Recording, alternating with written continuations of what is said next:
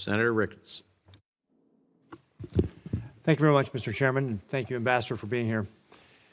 I want to talk about the Americans that were in Sudan as well.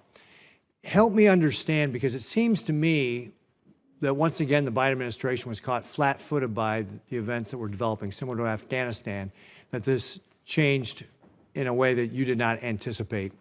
And what were the steps that you were taking, or what plans you had placed to be able to help Americans? So if I understand correctly, the fighting started on April 15th. You evacuated our embassy on the 22nd, but the overland route didn't start until April 28th or 29th in that area. And so help me, because Britain evacuated 1,573 people by air, France and Germany over 1,700 people by air, yet initially we were told that the security situation made it so that it was too dangerous to be able to evacuate Americans while other nations were evacuating their people.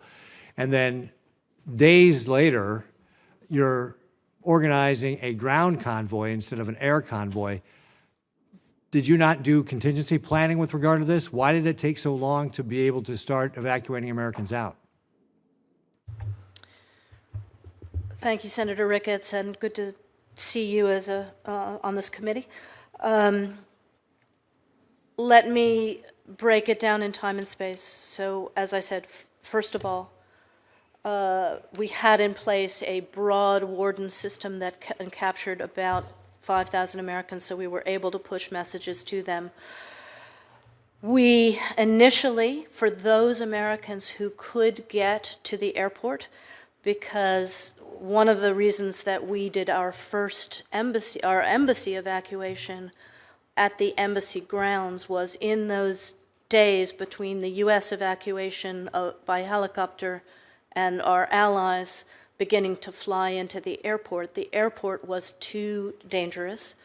So by the time the airport was more safe, and I can talk to you in another setting about how that was enabled with U.S. support and help, we were able to put Americans who could get to the airport on Allied flights. So UK, Germans, others began taking Americans who could get to the airport, but a number of them still could not do that, which is why we determined that arranging an alternate route overland would provide another option not only for our citizens, but for other countries. So as our allies began flying, enabled by us, I will say, we also provided this second route for those who couldn't get to the airport. So 700 over land by the land convoy, but in total 1,300 Americans, some of them who took the Allied flights, some of them who took our land route.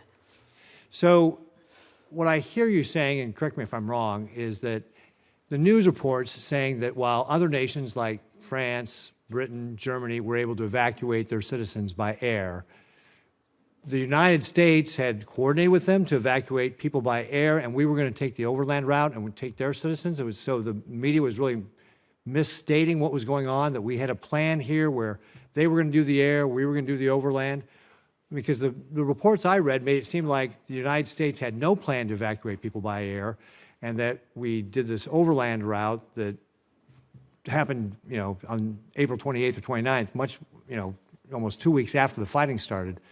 So is that accurate, that you were actually, the media got it all wrong, and what's going on here is America took the overland route and the other allies took Americans out through the air route? Is that what you're saying is what happened? Yeah, it was a division of labor, if I may say, after when the airport first opened, where allies were doing the flying, Americans were going on those flights if they could get to the airport, and we were doing the land route, and both we and allies were getting. And how about how many Americans went out on the flights? So if you do the math, if we got 1,300 Americans out and 700 were by, I don't know how many, more Americans got out on Allied flights, I think, than got out on the land route, because the math would lead to that. So probably 700 Americans got out on Allied flights, and we're grateful to them for that. Now, was this a plan in place that you had prior to April 15th, working with the Allied nations? Had you done contingency planning that if the generals started fighting, here's what we were going to do to evacuate Americans? We do continual planning with our allies and partners largely based at our military commands, and we can do a classified briefing for you if that would be helpful, for all high threat posts and various contingencies. With regard to this decision on the division of labor, it had to do with various concerns about who was best positioned to do what at the time, and it was negotiated and arranged in real time at AFRICOM in Djibouti as well as in AFRICOM in Stuttgart with our allies. Okay, thank you, Ambassador.